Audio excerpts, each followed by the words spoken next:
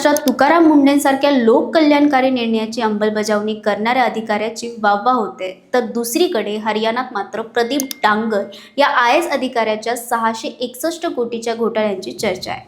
हा डांगर नावाचा अधिकारी IDFC बँक घोटाळा प्रकरणातील संशयित आहे। सध्या तो फरार असून त्याच्याकडे असलेल्या कोट्यवधी मालमत्तेने तो आणखीनच चर्चेत आला। रोहतक आणि गुरुग्राममध्ये आलिशान फ्लॅट, कोट्यवधी रुपयांची जमीन त्याच्या नावावर आहे।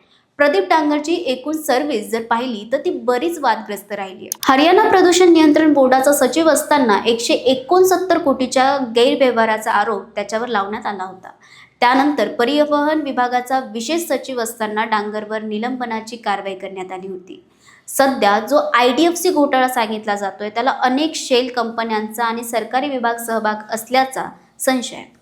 CBIने आतापर्यंत पंकज अग्रवाल आणि RK सिंग या 2 IAS अधिकाऱ्यांना अटक केली असून इतर संशयास्पद अधिकाऱ्यांची चौकशी सुरू आहे। डांगरला अटक झाल्यास अनेक बडे मासे गळ्याला लागण्याची शक्यता व्यक्त केली जाते।